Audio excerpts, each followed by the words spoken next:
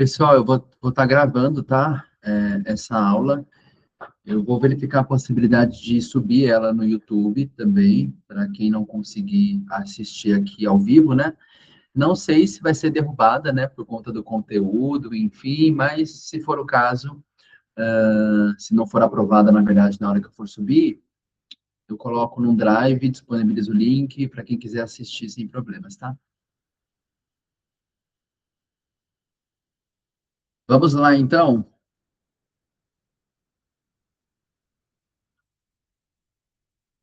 Sejam todos bem-vindos e bem-vindas a esse aulão aí sobre comportamentos sexuais inapropriados, né? Porque as nossas crianças cresceram, nossos adolescentes estão descobrindo que tem uma parte do corpo ali muito mais interessante do que ficar brincando de quebra-cabeça, né? E isso acaba quebrando a nossa cabeça quanto terapeuta muitas vezes. Para quem não me conhece, eu sou Marco Canuto, sou psicólogo, formado pela Universidade Metodista, também atuo na área de intervenção ABA já há 8 anos, tá?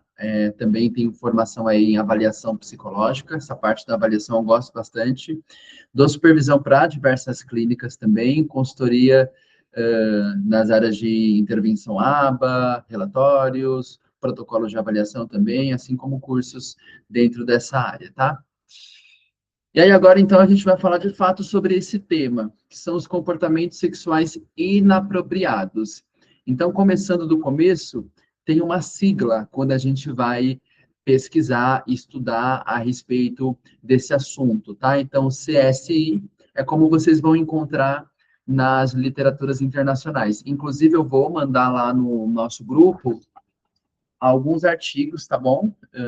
Eu encontrei um em português, tem alguns em inglês, né? A maior parte estão em inglês, mas que vão falar sobre também intervenção dentro desse contexto de comportamento sexual inapropriado, que foi muito da base que eu trouxe para estar trazendo esse tema hoje, tá? Então, o que são esses comportamentos sexuais inapropriados, tá? Ó, são comportamentos de natureza sexual que ocorrem de forma incompatível com o contexto social. A gente sabe que a questão da sexualidade também, né, a educação sexual, que pode ou não pode, tem um viés social, cultural, faixa etária ou nível de desenvolvimento do indivíduo. O que é esperado ou não para cada faixa etária também. Então, a gente vai ver um pouco mais sobre isso hoje nessa aula, tá?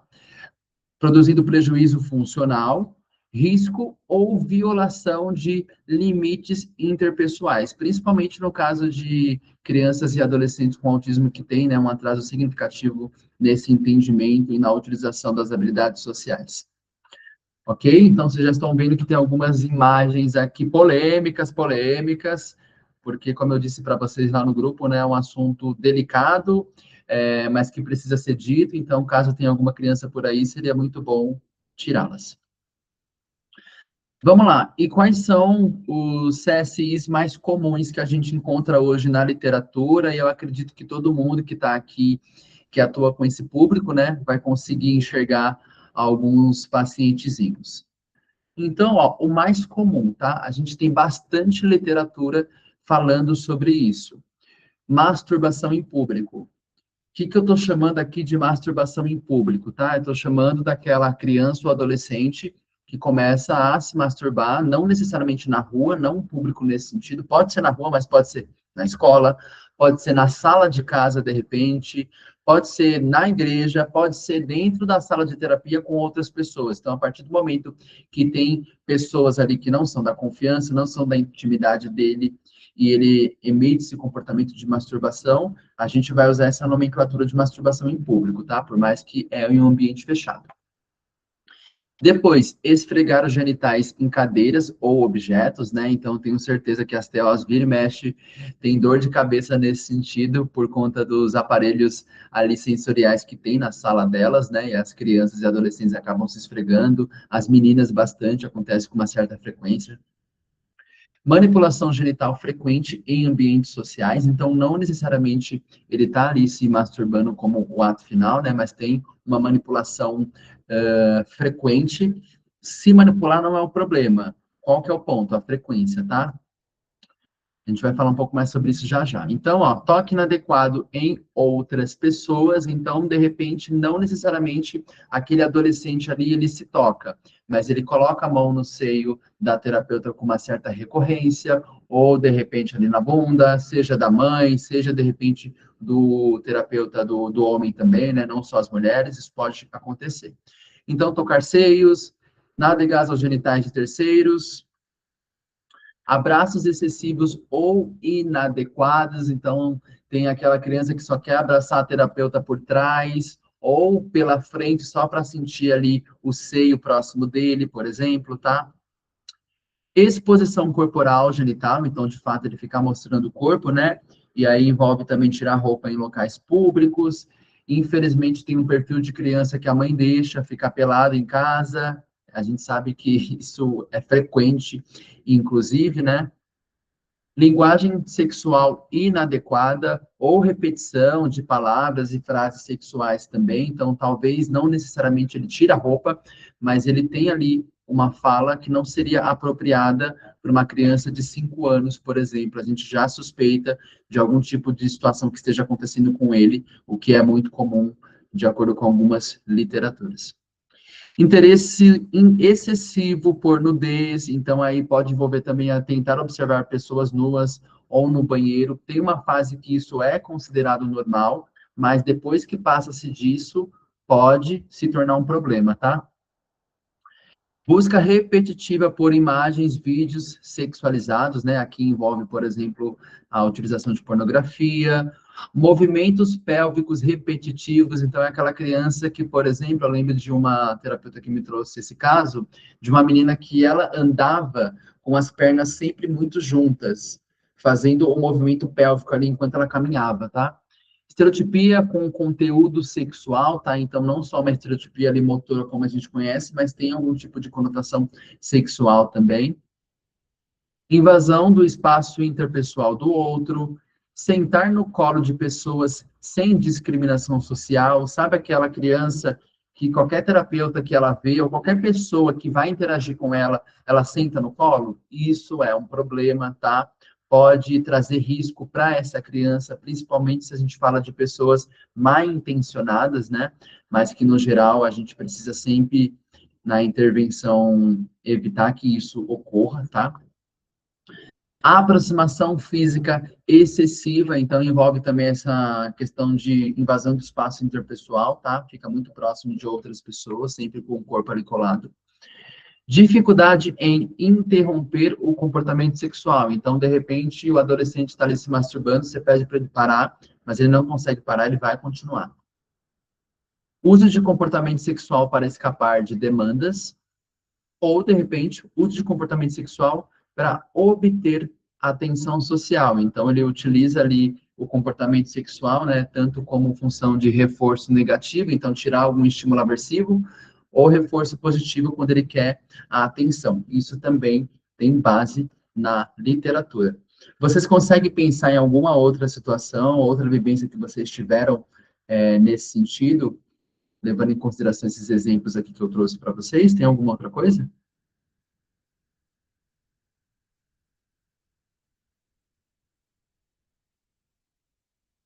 Pode falar, Letícia. Criança que usa fralda, Marco. Criança que usa fralda, mas aí você diz no sentido de usar fralda para tentar ali se autoestimular? Isso. A fralda ser um objeto de autoestimulação. Caramba.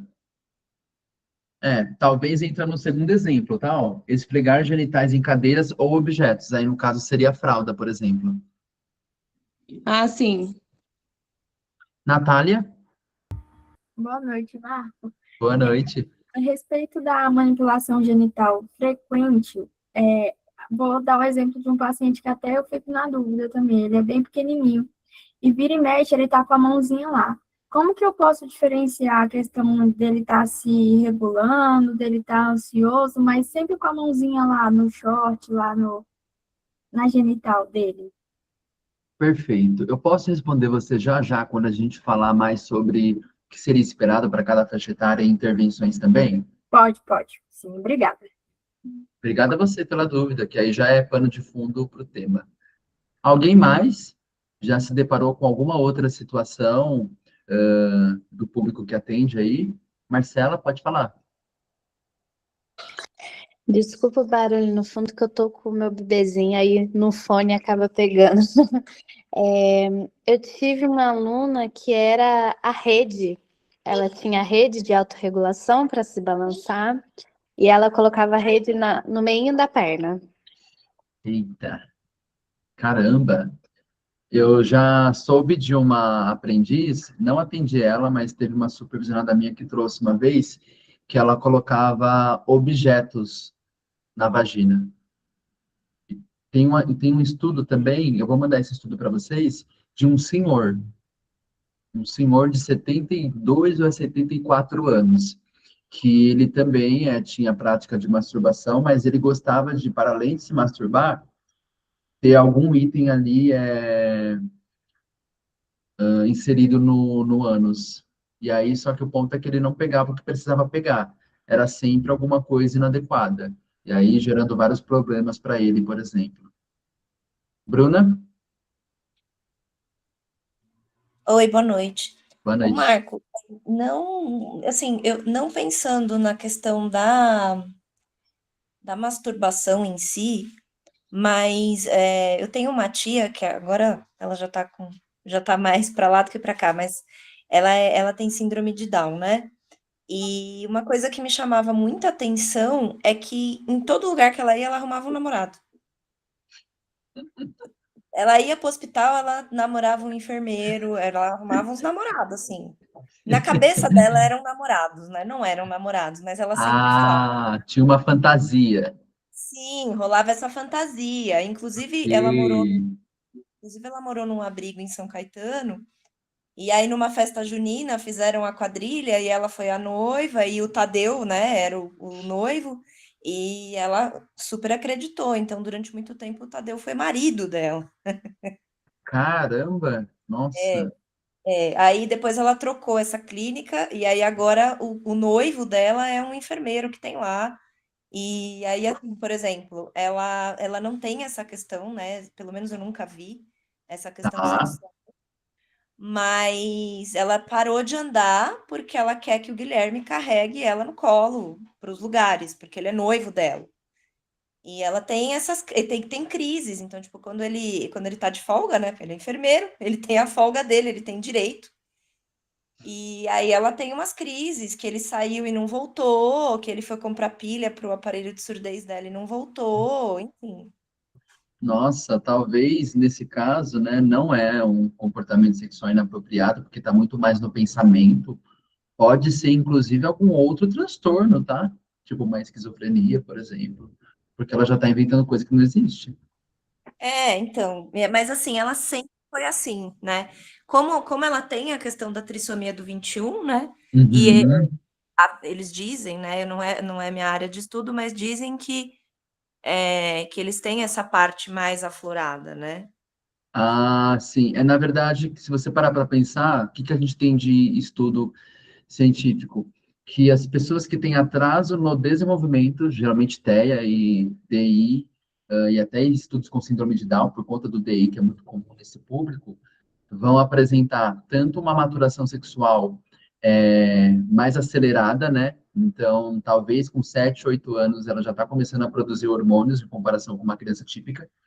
E por não ter também essas habilidades do ponto de vista social, ele vai apresentar comportamentos em uma grande frequência. Não que a criança típica ela não faça, tá? A gente vai falar mais sobre isso mais para frente. Mas a gente tem sim estudos que falam sobre o público com síndrome de Down mesmo. Ah, então tá. Sempre foi uma dúvida que, assim, que eu falava, gente, mas a mulher arruma um namorado em qualquer lugar que ela vai, não é possível, tá melhor que muita gente por aí. Pois é. Mas a síndrome de Down não explica isso, tá? Aí pode ser de fato algum outro transtorno, porque não é tão comum. Beleza. Kennedy, Oi, Marco. A minha dúvida é se o transtorno de autogratificação infantil, ele parte desses comportamentos inadequados na primeira infância, digamos assim. tá. Pensa que assim, Kennedy, quando a gente fala de transtorno, o que que é um transtorno? isso independente de abordagem, tá? Do ponto de vista realmente de psicopatologia. É aquilo que causa um prejuízo para o indivíduo, seja do ponto de vista social, né? Então, interação com os outros, seja com ele mesmo, por exemplo, ponto de vista do aprendizado, entende? Então, para ser transtorno, tem que ter prejuízo. A gente precisa separar aquilo que é um prejuízo, de fato, ou aquilo que eu acho que é um prejuízo, e, na verdade, é comum, é esperado dentro da faixa etária, entendeu? Porque existe, de fato, muito tabu nesse sentido quando a gente fala do desenvolvimento sexual das crianças, por exemplo. Então, a gente precisa separar. Mas pode ser que, de fato, ele tenha um transtorno, entendeu? Tenha. E aí precisamos pensar em intervenções, seja comportamentais ou até medicamentosas, como estão falando ali no chat, que são opções que têm uma base na literatura, sim.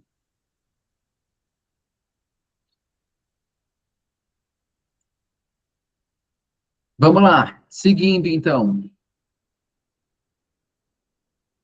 Bora falar quais são os comportamentos sexuais apropriados para a idade da criança, tá bom? Ou seja, o que a gente tem de conhecimento científico, né, pesquisa, falando de comportamentos que a criança apresenta ou não desse ponto de vista, tá? Então, por exemplo, ó, eu vou mandar para vocês, tá?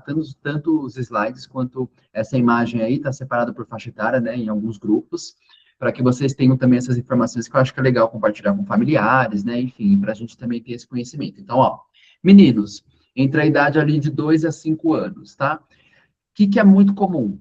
Tocar os genitais em casa, tocar os seios ou o peito, né? Enfim, fica muito próximo de outras pessoas, tenta olhar outras pessoas quando estão nuas, toca o genital também em público. Eu tenho certeza que todo mundo aqui já viu uma foto, ou tem um parente, um priminho, ou um filho que vira e mexe no momento de dar banho, começa a se tocar, por exemplo, tá? Então, ele está no momento ali de exploração, isso é comum a acontecer para qualquer criança dentro dessa faixa etária, tá? O que é menos comum? Muito interesse pelo sexo oposto, isso ainda não é esperado. Se masturbar com a mão, então, como assim se masturbar com a mão? Existem outros tipos de masturbação? Sim, a gente vai falar um pouco mais sobre isso já já, tá? Então, aqui é de fato ele fazendo o ato que a gente conhece, né? Final da masturbação. Mostrar a região ânus genital para adultos, então expor o ânus, por exemplo, para outras pessoas, isso também é menos comum. Pode acontecer? Pode. Aí a gente precisa entender para, de fato, ele se caracterizar como um CSI, a frequência disso. E também tem algumas avaliações que a gente pode utilizar, que já já vou mostrar uma para vocês, que inclusive eu mandei lá no grupo, né? Mas eu vou apresentar aqui para todo mundo. Nas meninas, o que é comum? Tocar a região ali anogenital em casa, né? Assim como também a vagina, é comum. Toca os seios, tenta olhar outras pessoas nuas. Se você parar para pensar, ó, tá muito próximo dos meninos também, tá? Em relação a comportamentos que são esperados. O que é menos comum? Então, a masturbação, de fato, ali, como acontece e deve ser feita na maior parte das vezes pelas mulheres, tá? Muito interesse pelo sexo oposto, toca a região anogenital em público. Então, ó, você vê que o menino, ele tem esse costume, ele já é mais desinibido, já a menina, não necessariamente, tá? É uma porcentagem menor do público. Mostrar a região também anogenital para adultos, isso pode não acontecer, não é esperado para outras pessoas de fora. Abraçar adultos que não conhece bem, não é esperado. Ficar incomodada quando adultos se beijam, olha que interessante. E vestir-se como sexo oposto também não é esperado, tá? Tanto assim. Vamos lá. De 6 a 9 anos. Aqui o corpo da criança está mudando, né? Mas não necessariamente ele entrou ainda na puberdade, por exemplo. Então, os meninos de 14 a 40% vai tocar os genitais em casa, tenta olhar as pessoas quando estão nuas, fica próximo de outras pessoas, toca ali o peito, o seio, toca os genitais em público também. Então, se você parar para pensar, mesmos comportamentos geralmente que a gente tem para uma criança menor, tá? E aí, muito menos comum, ó, interesse por sexo oposto ainda não é esperado, saber mais sobre sexo. Então, tem crianças, por exemplo, eu estou acompanhando um rapazinho de 7 anos, que ele tem um linguajar de alguém que teve acesso a algum tipo de conteúdo sexual, tá? Então, não é esperado, porque a criança naturalmente não vai ter essas informações se ela não receber de alguém ou ver alguma coisa com esse tipo de conotação, sentido, né? Tentar ver imagem de pessoas nuas, então, por exemplo, pornografia para crianças nessa faixa etária de 6 a 9 anos, não é esperado, tá? Falar sobre atos sexuais também, muito menos. Nas meninas, tocar, então, a região, né? Tentar olhar pessoas quando estão nuas, ficar muito próximo de outras pessoas, tocar os seios, sabe mais sobre o sexo. Então, você vê que a menina, ela vai ter um pouco mais de informação, mas não significa necessariamente que ela vai expor isso para outras pessoas. Menos comum aí, muito interessado no sexo oposto, tentar ver imagens também, então pornografia não é esperado, veste-se como sexo oposto também não, querer assistir nudez na televisão, também não é esperado, tá?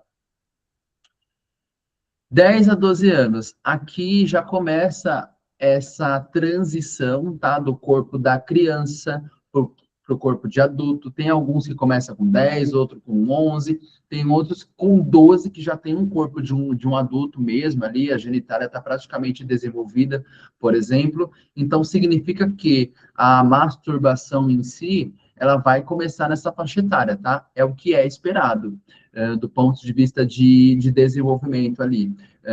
Pode ser que de repente um pouco mais, pode ser que um pouco menos, enfim, mas a criança já vai começar a se explorar mais em comparação às idades anteriores, tá? E aí, como eu disse para vocês sobre a questão da masturbação, o que a gente entende por masturbação? Qual que é o senso comum de masturbação, né? O senso científico, melhor dizendo. Não é necessariamente, por exemplo, um menino se masturbar, pegando ali o genital e indo para cima, para baixo. Não é isso, tá? Qualquer comportamento ali que, de fato, a criança, o adolescente ou o adulto esteja se autoestimulando para buscar prazer, na maior parte das vezes, é chamado de masturbação. É que a gente tenta dar uma floreada, tá? O que eu quero dizer com isso? Vamos supor que eu tenho uma criança que está ali se esfregando na cadeira, ou o exemplo que a nossa colega trouxe, de ela ficar ali se autoestimulando com a fralda. Autoestimular é um sinônimo de masturbação, tá? A diferença é só o como você faz. Mas se o sentido é produzir prazer para o seu corpo, é masturbação, tá? Esse é o nome, ok? Então, ó, os meninos, vocês estão olhando aí que é um pouco mais comum tocar a região anogenital em casa, então ele já começa a se explorar também em outras regiões, tá? Querer assistir nudez na televisão, então ele percebe que a partir do momento que ele está assistindo alguma coisa, o corpo dele vai reagindo naturalmente, o pênis vai ficando ereto, isso vai acontecer, e a tendência é ele tentar repetir por conta da consequência natural do comportamento, né? A gente vai falar um pouco mais disso também já já, tá? Vamos lá, o que é menos comum? Isso aqui é interessante, ó, tentar olhar outras pessoas quando estão nuas. Por quê? Nas pesquisas, nessa faixa etária de 9 para 12 anos, por exemplo, não é esperado que a criança ela tente se expor mais publicamente em relação à sua sexualidade, tá? O que eu quero dizer com isso? Ela não vai ficar colocando, por exemplo, a mão ali no pênis ou na vagina nessa faixa etária. Por quê? Porque a gente entende que nessa faixa etária ela já começou a desenvolver, isso é criança típica, tá? Uma cognição social de modo a entender o que é esperado e não é esperado, o que é um comportamento público e o que é privado, né? É nesse momento também, dentro dessa faixa etária aí de 8 para 10 anos, que a mãe começa a conversar com a criança sobre isso, o pai também, o que ele pode, o que ele não pode, onde as pessoas podem tocá-lo, onde não é possível e onde é proibido, na verdade, ser tocado, tá? Então, é o momento de conversar sobre isso e a tendência é a criança ficar cada vez mais reservada. Significa que ela não se toca? Significa que ela não se autoestimula? Não significa. Ela só faz isso em um momento mais privado, porque ela já aprendeu, inclusive, quais são as situações que ela pode fazer isso, seja no quarto dela, quando ela está fingindo que está dormindo, ou está assistindo um filme e está com cobertura ali por cima, tá? Ela vai fazer isso, mas ela já entendeu que não é um comportamento que publicamente é aceito. Então, na literatura, a gente vê, inclusive, um menor número até de respostas de comportamentos sexuais para esse público, mas não é porque eles não fazem, é que eles já aprenderam a esconder, tá?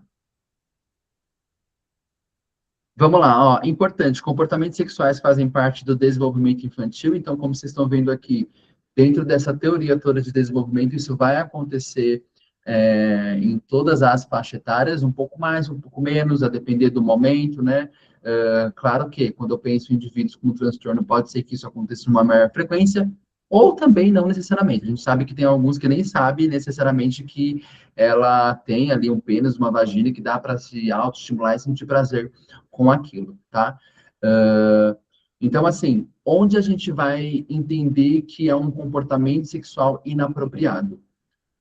A depender da frequência que isso ocorre, tá? A gente já vai falar já também sobre a questão da masturbação em número de episódios aí, que é frequente, não é frequente, esperado, não esperado, tá? Se ocorre em contexto também inadequado, então ele está fazendo isso em ambiente público ou ele está fazendo isso em ambiente privado, tá? Se envolve outras pessoas também que não têm consentimento, né? Então, ele, de repente, tocar nos seios da mãe, da irmã, por exemplo, tá? E muitas vezes porque não respondem à mediação social. Por quê? Pode ser que a criança faça esse comportamento de, vamos supor, abrir a toalha e mostrar ali, né, o pênis para o coleguinha, a mãe fala, ó, não faz mais isso, ele nunca mais faz. Então, isso não é um problema, porque ele entendeu que não é legal socialmente. Mas a partir do momento que é falado uma, duas, três vezes, e ele continua repetindo, a gente entende que, opa, talvez ele não responda assim a essa mediação social, tá? Pessoal, alguma dúvida até aqui a respeito do que foi abordado? Deixa eu olhar aqui o chat. Medicação pode trazer alterações nesses comportamentos? Sim, tem algumas medicações, tá, Well, que trazem uma diminuição. Eu vou enviar lá no grupo quais são. Eu acredito que o risperidona é uma delas, sim, como talvez até um efeito colateral, tá? Mas tem outras também. Esse tocar pode ser com a mão e com objetos, por exemplo, coberta ou fraldinha. Isso, pode ser. O tocar pode ser dessa forma sim, tá? De repente ele coloca algum objeto, uma bolinha, um brinquedo, e se autoestimula. Vamos lá, deixa eu apresentar para vocês agora essa avaliação, que é justamente para ajudar a gente a mapear, tá? Comportamentos sexuais inapropriados a nível de frequência aí. Deixa eu só abrir ela aqui.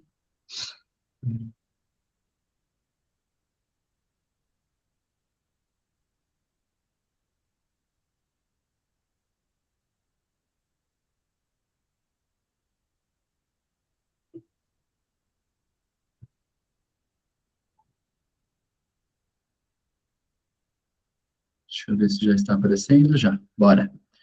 Então, ó, com muito custo eu consegui achar esse protocolo aqui, o CSBI, Inventário de Comportamentos Sexuais da Criança, tá? Na versão já traduzida e adaptada para o nosso público, o que é importante. Então, temos uma validação desse protocolo para as crianças brasileiras, tá? Então, aqui a gente insere as informações iniciais, tá bom?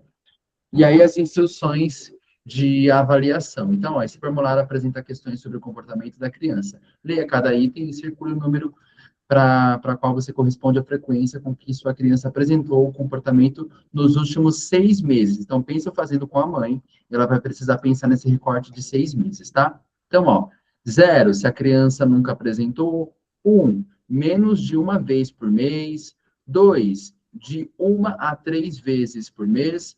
E 3, se ela apresenta isso pelo menos uma vez por semana. Então, pelo menos 4 vezes por mês, tá? No mínimo, ou daí para cima. Então, uma escala do tipo Likert, tá? Então, aqui tem até um exemplo, ó, atrasa-se para a escola, aí a mãe vai responder para a gente ter certeza que ela entendeu o que é para ela fazer, tá? Eu, por exemplo, fiz já a aplicação desse protocolo, e aí eu pedi para a mãe responder, e eu pedi para a escola também responder, para a gente ter um parâmetro de ambientes diferentes, no caso que eu estou acompanhando. Então, vamos lá, ó. Então, ó, questões sobre o comportamento da sua criança. Veste-se como o sexo oposto, vocês viram lá que não é tão comum, por exemplo, né? Aí a família vai aqui responder. Próxima, fica fisicamente muito próximo das pessoas. Terceira, conversa sobre querer ser do sexo oposto. Quarto, toca ou apalpa os genitais quando está em locais públicos. Depois, masturba-se com a mão. 6, desenha genitais quando desenha figuras de pessoas. 7, toca ou apalpa ou tenta tocar os seios de sua mãe ou de outras mulheres. 8, masturba-se com brinquedos ou objetos. Aqui, ó, envolve cobertor, travesseiro, brinquedos de plástico. Então, uma criança que eu acompanho, ele estava colocando as bolinhas da integração sensorial ali no pênis para se masturbar, por exemplo. Toca ou apalpa a genitália de outra criança.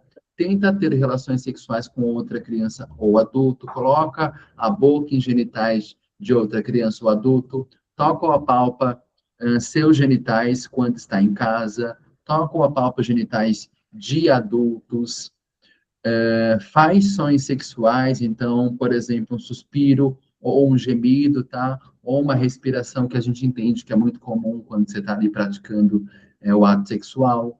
Solicita que se envolvam em atos sexuais com ele ou com ela. Esfrega o corpo nas pessoas ou nos móveis.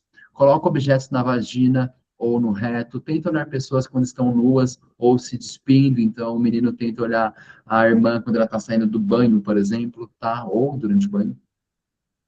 Finge que bonecas ou animais de pelúcia têm relações sexuais, ou pode ser bonecos também, tá? Família terapêutica, por exemplo.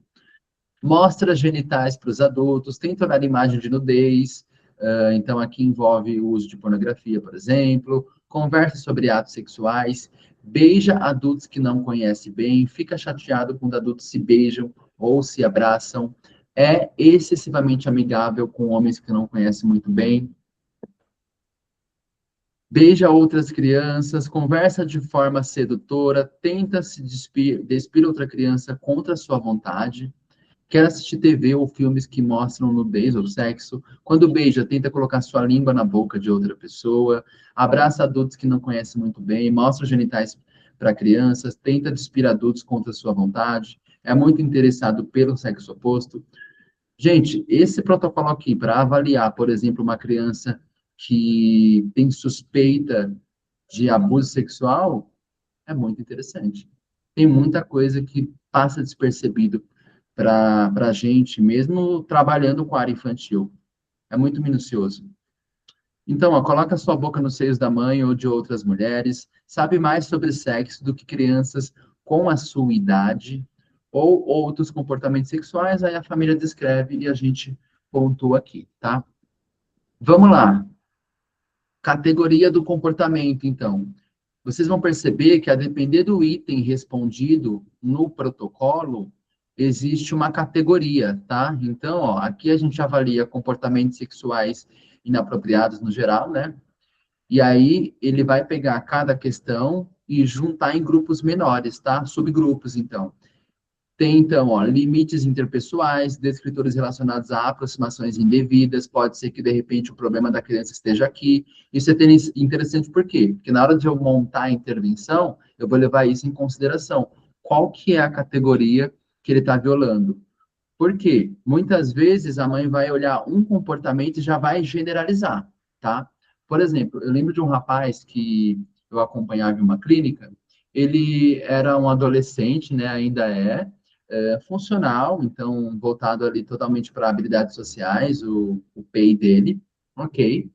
Mas a mãe trouxe uma preocupação, e a mãe já era uma senhora, né? Ela falou, Marcos, você não sabe o que está acontecendo, ele está ficando excitado, e a gente sabe que para falar desses temas, né, as mãezinhas sempre ficam com um pouco de vergonha, principalmente para a gente, né, que é mais novo, enfim, tudo isso. Aí eu, mas onde? Em casa. Tem hora que ele está andando e ele não percebe que isso está acontecendo. Ou tem hora que ele está sozinho e eu vejo, sabe? Aí eu, tá. Mas está acontecendo em outros ambientes? Então, não sei. Mas eu estou preocupada. Vai que ele começa a fazer isso na escola. Aí ela ficou esperando a minha opinião. Eu falei, olha, vamos lá. Primeira coisa. Que bom que isso está acontecendo. Aí ela já se espantou. Aí ela, por quê? Eu falei, olha, significa que seu filho é saudável? Qual que é a idade dele? Acho que ele estava com 13 anos. Já tem 13 anos? Então, né? É esperado que o menino de 13 anos fique excitado. Significa que está tudo certo. Esse é o primeiro ponto importante. Segundo, Você já recebeu algum tipo de relato? A escola já te notificou? Veio um bilhete na agenda? Alguém te chamou para uma reunião? Aí ela, não, nunca aconteceu. Eu falei, olha, então ele sabe, porque com certeza ele fica excitado durante as aulas, como qualquer menino. Só que ele sabe que não é o momento dele levantar, não é o momento de ele colocar a mão, tá? Porque ele tem esse filtro social já. Então não está acontecendo. Porque se acontecesse, a Sara ia saber. Então fique em paz, ela já se acalmou. Entendeu? Então a gente precisa separar onde de fato é apropriado e não é, para não causar na família também nenhum tipo de generalização, enfim, problema nesse sentido, já que é um tema que é tabu, a depender de questões culturais, religiosas, por exemplo. Então, ó, ansiedade sexual também é avaliado no item 25, exibicionismo, tá? Intromissão sexual, vocês viram que tem vários itens voltados para essa questão de querer assistir uma outra pessoa, né? Então, invadir a privacidade, representação de papéis sexuais, conhecimento sexual, autoestimulação, comportamento voyeurístico, então, ó, interesse e esforço da criança para observar partes sexuais de outras pessoas e interesse sexual, tá? Então, dá para a gente subdividir. Tá, mas o que é esperado e o que não é esperado, né, a nível de pontuação? Onde está o limite? Bora lá. Eu deixei aqui para vocês separadinho, bonitinho, ó, por faixa etária, tá? Para a gente ter essa descrição, enfim, discriminação. Ó, de 3 a 5 anos, então, esse recorte aqui. Uma pontuação comum, esperado, de 0 a 6 pontos, ok? Como a gente viu ali, naquela imagem que eu estava apresentando, tem alguns comportamentos que são esperados para as crianças até os seus 6 anos, e ok se isso acontecer, tá? Típico dentro da média esperada, tá? De 7 a 12, pode ser que de repente tenha uma maior frequência, a gente precisa monitorar a frequência, qual que é o contexto que isso acontece, tá? Aí, vocês estão vendo que temos cores diferentes aqui, tá? Em cada faixa etária aí, né? Cada recorte de faixa etária, na verdade, que está em azul. Ó, de 13 a 21 pontos já é elevado. A gente precisa pensar numa avaliação funcional, tá? Vamos falar já já sobre essa avaliação funcional, como que ela pode ser conduzida. Mais que 41 pontos já está extremo. Precisamos de intervenção de forma imediata. Ah, mas está extremo em qual categoria? Aí a gente vai ter que olhar para cá, tá? Qual que é o grupo que esse comportamento extremo está acontecendo. Não necessariamente será um só. Pode ser que seja 2, 3, ok? Ou todos, um pouco de cada um. Pode ocorrer também, beleza? E aí vocês vão ter a mesma coisa para os demais. Então, por mais que a gente tenha, por exemplo, o indivíduo que a faixa etária está crescendo, se vocês compararem aqui, ó, deixa eu apagar só para trazer esse dado, ó. Então, 0 a 6 pontos dentro dessa primeira faixa etária de 3 a 5 anos, tá? De 6 a 8 anos é esperado de 0 a 4 pontos, então tá muito próximo, tá vendo a pontuação? De 9 a 11 anos, 0 a 4 pontos. Ou seja, por mais que a criança ela vai se desenvolvendo, não é esperado que ela apresente comportamentos sexuais em maior número, porque ela está crescendo, tá? Não é. Por quê? Como a gente viu anteriormente, conforme essa idade aqui vai chegando, ó, de 6 a 11 anos, inclusive, ela vai ficando mais inibida, porque ela já está fazendo uma leitura social de que aquele comportamento não é apropriado. Então, a tendência não é ela aumentar a pontuação porque a faixa etária dela também mudou. Muito pelo contrário. É aquela menina ali que, por exemplo, na hora de tomar banho, ninguém mais pode ver ela pelada, ok? Isso está acontecendo dentro dessa faixa etária já, ou até antes, muitas vezes, a depender do nível de funcionalidade, por exemplo, tá? Ela sabe que é íntimo e que é particular dela. Tinha uma mãozinha levantada. Alguém quer falar alguma coisa, perguntar? Você encaminha o inventário também? Claro, Mari. Eu mandei lá no grupo, tá? Mas eu vou mandar de novo tudo que eu estou apresentando aqui. Então, fique tranquilo que vocês vão ter isso aqui.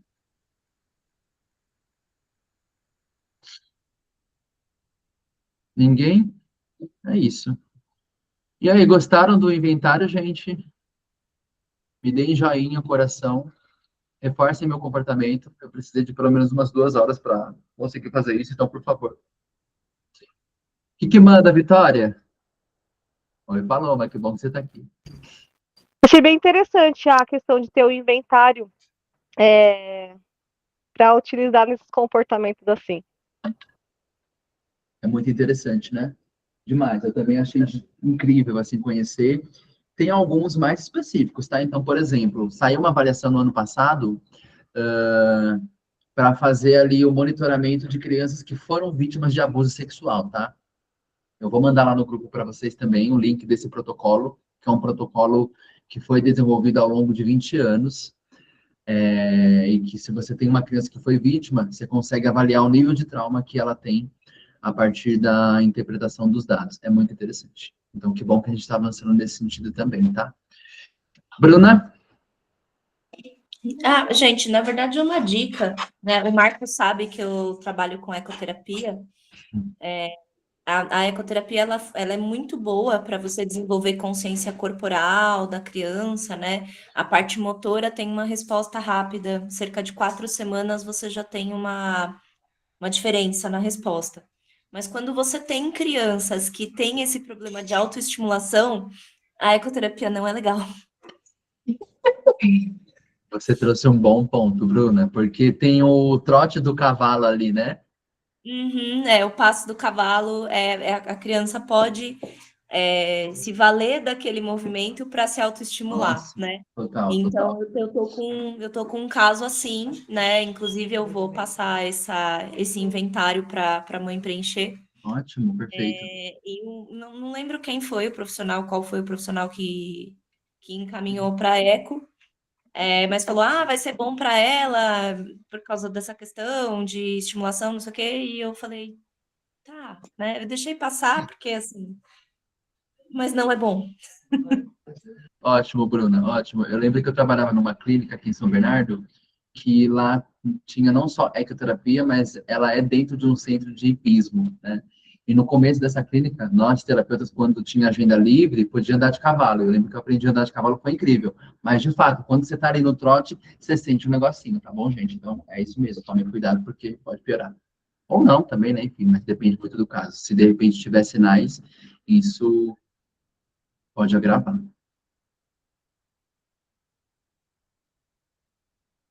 Vamos lá, agora falando sobre masturbação, né? Como eu disse para vocês anteriormente, masturbação não é necessariamente ali o ato final que a gente sabe que adolescente e adulto está fazendo, tá?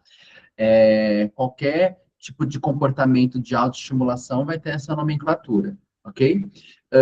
A masturbação também vai ser definida não só no sentido de sentir prazer, mas também existe um alívio do ponto de vista fisiológico, ok? Então é comum, é esperado. Eu lembro de um colega meu, a gente era da mesma igreja, e aí esse colega, ele recebeu ali a orientação da mãe dele que ele não podia se masturbar, por exemplo, né? Enfim, a gente sabe que tem igrejas que de fato entendem isso como pecado, enfim, as questões aí religiosas, ok? E aí ele não fazia. E qual que era o problema? Ele começou a ter muita dor ali nos testículos, se eu não me engano ele tinha tipo 12 anos na época, 13 mais ou menos. Ele precisou de acompanhamento psicológico e também medicação por conta das dores. Aí tinha poluição noturna, mas mesmo assim não resolvia, porque ele precisava ali se masturbar por conta dos problemas que estavam surgindo, mas isso acontece, tá? Então, tem esse alívio fisiológico, regulação emocional também, ou estimulação sensorial. Então, é o que perguntaram, até onde existe essa questão de estimulação sensorial? Existe, tá? Sim, mas a gente precisa tomar um cuidado para não interpretar do tipo, ele está se autorregulando, então tá tudo bem. Oi? Até onde, tá? Se existe alta frequência, se existe locais inadequados, se existe risco também para ele, a gente entende que precisamos pensar em intervenção, independente se aquilo é autorregulatório, tá? Por exemplo, vamos supor que eu tenho uma criança que apresenta comportamento autolesivo, ok? A criança se morde, mas a gente viu que depois que ela se morde, ela se acalma bastante. Então, ela está usando esse comportamento autolesivo para se acalmar, para se autorregular. Tá tudo bem? Claro que não. Não tá. Eu preciso pensar em intervenção. ela tem que substituir esse comportamento por outro. Então, a masturbação não será diferente se ela tem só esse papel, só que ela ocorre em uma frequência muito grande, é muito intenso, é em local inapropriado, tá? E muitas vezes compete com os valores da família. A gente vai precisar pensar no que fazer, tá? Sobre frequência. Existe um número, então vamos pensar assim, num rapazinho de 15 anos, tá? Que começou a se masturbar. Vamos supor que de repente ele te pergunte, mas me fala, quantas vezes eu posso? E aí, gente, o que vocês acham? Tem um número específico? Joguem aí para mim no chat o número que vocês chutam como adequado ou inadequado do ponto de vista de desenvolvimento científico, senso comum ou achismo mesmo. Acho que é isso. Acho que é uma vez por dia tá bom, uma vez por semana, uma vez por mês, ok? Queria saber o que vocês acham.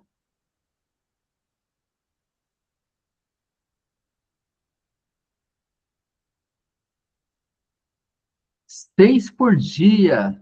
Ok, tá bom. 3 vezes no dia tá dentro do normal, tá? 3 vezes. Vamos ver.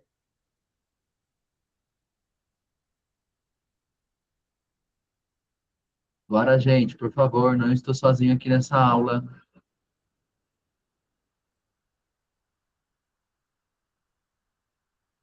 Marcela colocou 3 a 4 vezes por dia.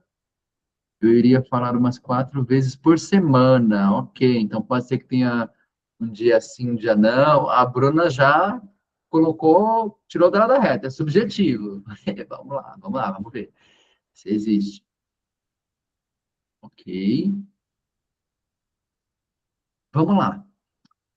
Tem um vídeo que eu separei para vocês, muito interessante, que vai trazer um pouco de piada, né, a respeito disso. Eu não sei se vocês já assistiram aquele seriado Eu, a Patroa e as Crianças. Acho que todo mundo aqui já deve ter visto, né, algum pedacinho, algum episódio, enfim, contato, porque era muito comum passar ali no SBT, né, enfim. Mas tem um episódio do Júnior que isso acontece com ele. Não sei se vocês se lembram quando ele fala que ele quebrou ali. Ele fala para a mãe dele, mãe, eu acho que eu quebrei. E aí, a mãe dele do tipo, calma, o que aconteceu? E ele fala, não, preciso falar com o papai. Aí vai lá, chama o pai, leva no hospital, né? E o que o médico fala para ele? Olha, pense que você tem uma Ferrari, se você usar muito, o que vai acontecer? Vai quebrar. E aí o médico explica que o que ele teve ali de episódio que ele achou que ele quebrou foi só uma tensão muscular mesmo, né? Na qual o músculo, naturalmente, como qualquer outro, meio que deu uma cãibra para se proteger por conta da frequência na qual ele estava apresentando o comportamento de masturbação, mas não foi definido o número. E eu pesquisei, gente, eu juro para vocês, eu fui entender, para ver se de fato temos um número. E não temos um número, tá? Então, como a Bruna trouxe, é subjetivo, ok? A questão de número de vezes, tá? Alguns estudos vão trazer o quê? Tem pessoas que se masturbam de 3 a 4 vezes por semana, tem gente que é uma vez por semana, tem gente que nem se masturba, seja adolescente, adulto ou até idoso, tá? Então, a gente não tem um número específico. Ou seja, precisamos monitorar isso de acordo com o indivíduo, tá? A situação e tudo mais. No começo, isso vai acontecer numa maior frequência? Com certeza. Tá? Com certeza. Ele acabou de descobrir assim que ele tem uma coisa incrível, ele não precisa mais jogar videogame, ele não tem mais interesse em Max Steel, entendeu? E ele viu que o próprio corpo traz uma consequência reforçadora que é tipo, uau! Ele vai fazer isso mais frequente no início, tá? É comum de qualquer rapaz. Conforme vai passando, a tendência é isso diminuindo e se espaçando, ou se manter também, tá? Tem gente que faz um pouco mais, ou 2, 3 vezes por dia, tem gente que é uma vez por dia, tem gente que não é todos os dias também. E aí, de novo, não estou falando aqui de criança e adolescentes, estou dizendo adolescentes, adultos, idosos também, isso vai acontecer, tá? Nas meninas, com um pouco menor de frequência. Então, alguns estudos vão falar sobre 3 vezes por semana, tá? 4, 2 vezes para as mulheres. Nos rapazes é um pouco mais, geralmente, tá?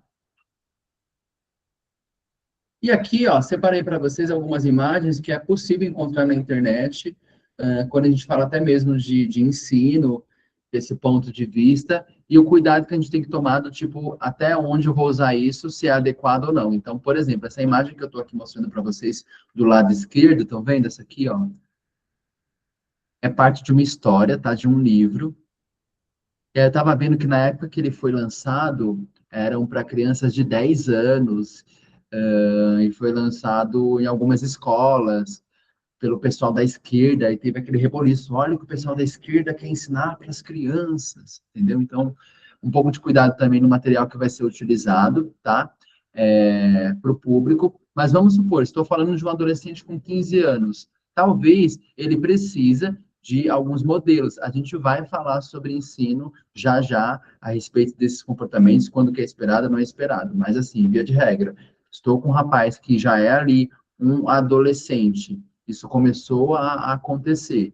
Precisamos pensar se a gente vai ensinar ele a inibir esse comportamento ou não, e ele só vai ser ensinado a fazer isso no momento, no local adequado, tá? Mas estou falando de uma criança de 7, de 8 anos, aí, gente, por favor, não é momento de a gente falar sobre masturbação agora, tá? Não é esperado, porque ele sequer entrou na puberdade. Agora, se eu sei que ele entrou na puberdade, aí é outro assunto, tá? Mas, lembrando que, se eu tenho adolescentes e eu não falo sobre isso, por exemplo, a tendência é eles irem atrás de descobrir por si mesmo. Então, falar sobre esse assunto é fundamental. Minha recomendação, como eu faço hoje, tá? Na prática clínica. Então, por exemplo, hoje eu conheci 2 gêmeos lá da clínica, né? Que começaram recentemente. Fui fazer uma reunião com essa mãe. Eles têm 11 anos, ok? Antes eu dei uma observada neles, vi que eles eram muito funcionais. E aí fui conhecer a mãe, entender a demanda, como a gente ajuda quanto clínica, tudo isso. Ela falou sobre os atrasos de habilidades sociais, as dificuldades em casa, na escola. Foi 1h30 de reunião, assim, porque são 2, né? Então é tudo maior em relação a tempo. E aí eu falei, olha, por conta da faixa etária deles, eu vou fazer uma pergunta, ok? Então é por onde eu começo, explicando por que que eu estou falando isso, para a família não achar que tem alguma coisa do ponto de vista observei, ou a gente quer ensinar, tá? Então a gente precisa ter esse cuidado. Eu perguntei, alguma questão do ponto de vista de sexualidade, eles apresentam interesse, algum comportamento sexual que você observou? E aí a mãe responde, não, é tranquilo, ou muitas vezes não, tá? Então, por exemplo, eu tenho um adolescente lá, adolescente não, ele já é um adulto, ele está com 21 anos, nível 3 de suporte, e ele sabe se masturbar, ok? Ele sabe falar. Você pede para fazer uma tarefa, não consegue, tá? Mas se masturbar, ele aprendeu, olha aí. E sabe como se deve fazer mesmo. Ele tem dificuldade para se limpar, aí a família precisa ir, por exemplo, tá? Mas a gente tem essas informações, tá? Quando a gente está com esse público aí já pré-adolescente, adolescente, adulto principalmente, a gente precisa perguntar. Não pode ser um tabu, ok? Bruna? Uma dúvida, Marco, é o seguinte: essa sua intervenção, ela passa por repertório emocional? Porque um caso que caiu na minha mão também e que eu orientei os pais e fui prontamente ignorada, é justamente essa questão, assim, a paciente tinha 19 anos na época, ela tinha uma falta de filtro, então quando ela estava menstruada, ela chegava e falava a plenos pulmões que ela estava menstruada, entre outras coisas, né? E ela tinha esse amigo, que até a brincadeira que a gente tinha lá na equipe é que ele merece tudo de bom, textão no Instagram, cesta de café da manhã, porque ele tinha uma paciência de jó com a menina. E aí, deu um determinado tempo, e esse rapaz, né, acho que começou a ficar com uma menina na escola, alguma coisa assim, E essa paciente chegou, assim, extremamente revoltada, só não chamou a menina de santa, né? E aí a gente perguntava, mas você gosta dele? Não, não, eu não tenho idade para isso, ele é só meu amigo, né? E aí eu Entendi. orientei a mãe, eu falei, olha, ela tá sentindo e ela não sabe o que ela tá sentindo. Tá, perfeito. Pensa que assim, quando a gente vai falar de assuntos nesse sentido, aí não necessariamente entra aqui em educação sexual, tá? Que é que eu estou dizendo sobre o ponto de vista mais fisiológico. Quando é emocional, aí a gente vai para uma outra área que seria de relacionamentos interpessoais. Tem até, por exemplo, uma área da avaliação do protocolo da AFOS, que vai mapear justamente isso, entendeu? Que a gente aplica para o público ali, adolescente, jovem, adulto, para entender o conhecimento que eles têm a respeito desses temas, quando querem namorar, por exemplo, a amizade ali romântica, né? Então a AFOS vai estar mapeando. Aqui não entraria, por exemplo, na avaliação você não viu nada nesse sentido, né? Então, é um trabalho que pode ser feito em conjunto. Então, ao mesmo tempo que eu estou ensinando sobre comportamento sexual apropriado, tá? E tem jogos, baralhos que também vão falar sobre isso. Tem um que eu vou mandar lá no grupo para vocês, que chama-se Tudo Explicadinho. Então, é um jogo que vem um baralho, vem um tabuleiro e cartas, justamente para você falar sobre sexo com a criança ou adolescente, por exemplo. É bem legal, gostei bastante desse jogo. Ainda não comprei, mas eu vou mandar para vocês também o link, caso vocês tenham interesse. Mas aí, entre as duas coisas, a gente tem já um público que, por exemplo, começou a se relacionar, tá? Quando a criança... A Amanda colocou: Marco, quando a criança confunde você e chega até a te agarrar, o que que eu poderia fazer? Vamos lá, Amanda, a gente precisa pensar, sim, em intervenções. Eu iniciaria até mesmo pela avaliação, tá? Porque será que ela só agarra? Então, é a primeira coisa, eu vou pensar em uma avaliação, para entender se, de repente, tem outros comportamentos para além desses, tá? Além disso, o que que mais a gente pode fazer? Vou falar já já, quando a gente entrar nas intervenções para comportamentos sexuais inapropriados, aí eu te respondo de forma mais assertiva, tá? Começou a cheirar o meu... Ah, entendi. Ok, já te respondo. Vamos lá, algumas informações importantes que muitas vezes a gente deixa passar despercebido, tá? Ó, alguns indivíduos com TEA nível 3 de suporte, tá? Ou de repente DI também é profundo, podem apresentar, por exemplo, uma masturbação que ela é predominantemente sensorial. O que que significa isso? Significa que ele não necessariamente está pensando em sexo quando ele está ali se masturbando ou muitas vezes se esfregando ali no chão, tá?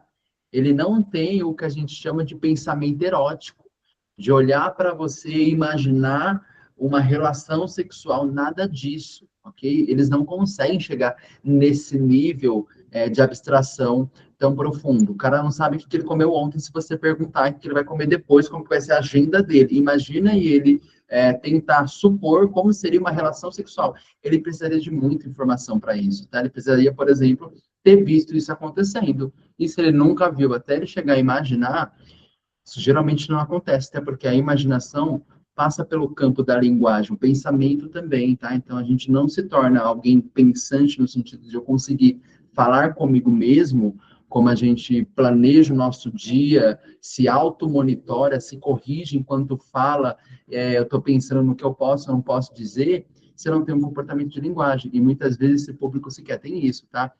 Existe essa autoestimulação que ela é mais no sentido automático, ou seja, não está fazendo isso muitas vezes para se livrar de uma demanda ou para ganhar acesso a algum outro reforçador, geralmente. Pode ser que sim, tá? Mas na maior parte do público, não necessariamente. Por quê? Eles têm pouca fantasia elaborada também, tá? A fantasia, ela é muito cognitiva, tá? O comportamento, ele é mais corporal, ou seja, eu fiz isso uma vez, ok? Então, a resposta ali de se esfregar, eu senti prazer. Prazer, qual que é, então, a tendência natural de qualquer pessoa? Você vai se esfregar de novo? Não é por quê? Porque é gostoso. Eu gostei disso aqui. Então, pensa você que, de repente, descobriu aqui que no seu braço tem uma bolinha, e aí você dá uma coçadinha. Isso não dá um prazer do caramba? Qual que é a sua tendência? Coçar uma vez e parar? Não, você vai coçar um pouquinho. E aí, na hora que você vê que, putz, se eu continuar coçando vai dar ruim, você para. Mas a tendência é você repetir. Por quê? Porque esse comportamento, a própria resposta, ela é consequenciada com um reforço muito bom. É prazeroso, tá? Então, a tendência é ele repetir porque teve prazer, mas não que tem todo um pensamento ali simbólico envolvido, tá? A maior parte, então, desses comportamentos sexuais inapropriados no TEA vão acontecer, como eu disse para vocês anteriormente, por conta desse déficit na cognição social, tá? Eles têm dificuldade para discriminar a pista social, ou seja, saber o que é esperado ou não em determinado ambiente. Não é natural. Ele não sabe quando ele pode falar alto, quando ele pode falar baixo. Ele não sabe se ele, por exemplo, vê alguém caindo na rua, ele vai falar mal, vai falar, nossa, mas você viu que ele caiu? Mãe, você viu aquele menino que feio? Ele não sabe nem isso. Imagina discriminar que aquele comportamento sexual é apropriado ou é inapropriado. Passa por um filtro que ele é social. E a gente sabe como funciona, né, o indivíduo com TEA. Ele precisa de aprendizado, de ensino direto, muitas vezes, para ter esse filtro social, tá? Então, é natural que dentro desse campo aí de educação sexual, ele apresente comportamentos inadequados. Se ele não estiver apresentando, que ótimo, significa que minimamente ele tem essa discriminação. Mas isso ocorrer uma hora ou outra, é tipo assim, parte da nossa prática quanto terapeutas agora, que não só terapeuta infantil, mas adolescente, jovem e adulto. Vai acontecer, gente. Tem déficit também que é dentro da teoria da mente, tá? O que seria essa teoria da mente? Eu fazer uma leitura a respeito do comportamento do outro, interpretar e me ajustar de forma adequada. Então, assim, eu coloquei ali a mão no meu pênis enquanto ele estava ereto no meio de todo mundo. Será que as pessoas vão gostar? As pessoas vão achar que tá tudo bem ou estão me olhando estranho? Vou parar de fazer porque isso está gerando um constrangimento para mim.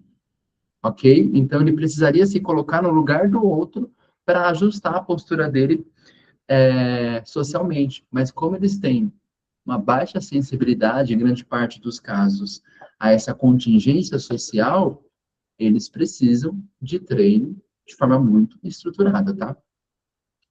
Então é isso, não tem, tá, esse pensamento pornográfico. Ah, Marco, mas ele me olha de forma um pouco estranha na hora que ele está se esfregando ali. Pode ser que, de repente, ele tenta alguma coisa do ponto de vista ali de pensamento, gente, mas não chega a uma pessoa típica que conseguiria ali olhar para você e imaginar uma relação sexual de fato, sendo que ele sequer teve vivência com isso, prática, enfim, nada nesse sentido, tá?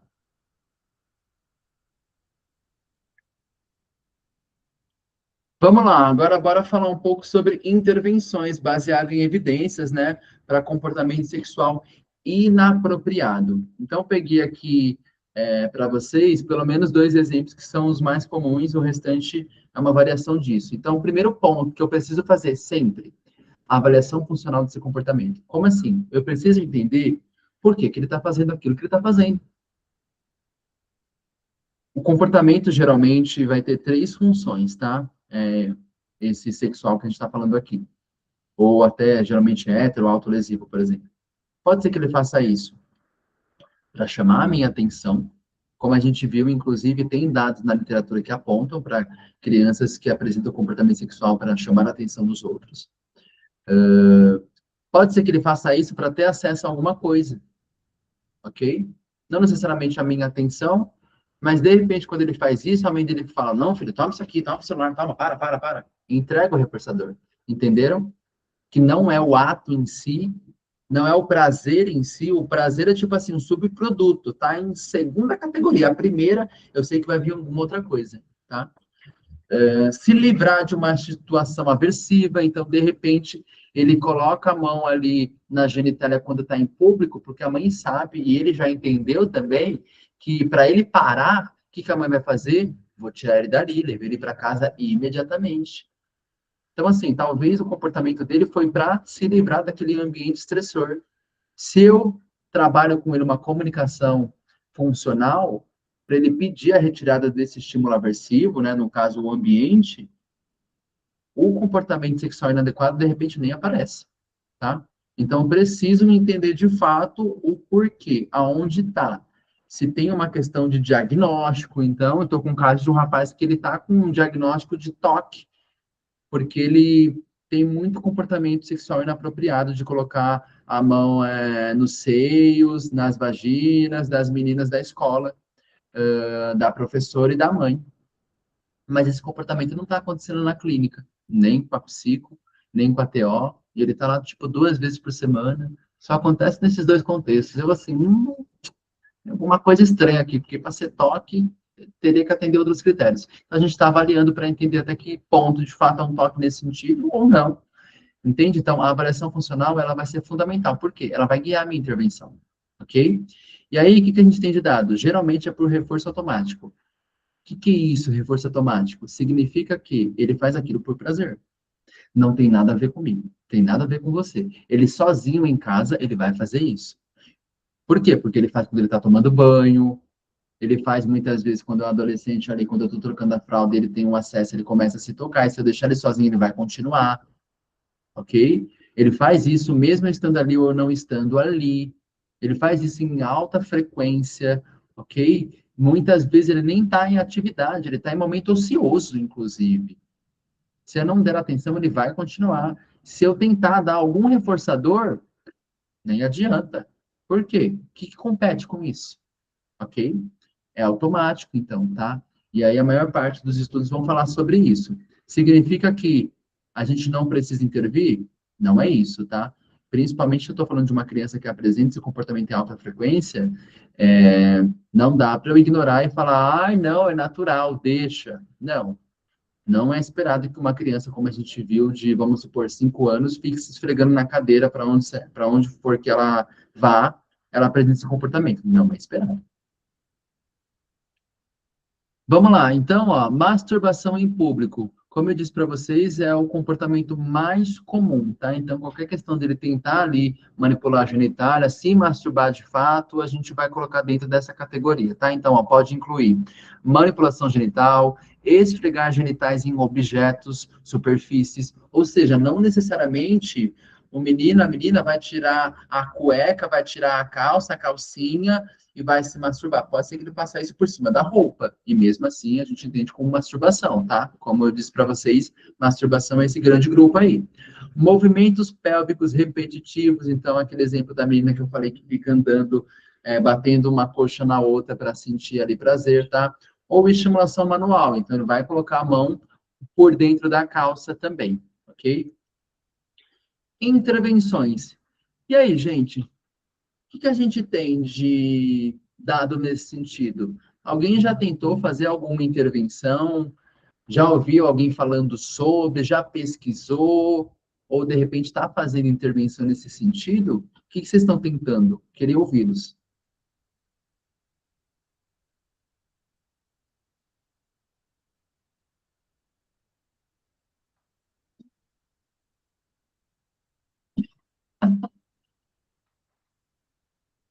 Deixa eu ver o que a Paloma colocou. Eu tenho um paciente que apresenta esses comportamentos de autoestimulação. O médico já entrou com medicação para diminuir as ereções, mas não tem surgido EFREP. E ele tem quantos anos, Paloma?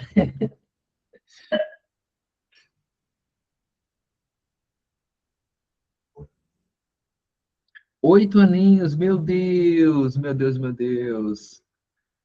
Aí a gente precisa, de fato, intervir, tá? Vamos lá, então. O que a gente tem de conhecimento dentro da literatura para intervenções, tá? Pensando num adolescente, não é o caso da Paloma, tá? Não é o caso dela. Uma das estratégias é ensino de masturbação em local apropriado, onde pode e onde não pode. Quando eu estou falando de um adolescente que faz isso em público, eu preciso ensinar para ele onde ele vai fazer, ok? Vamos lá.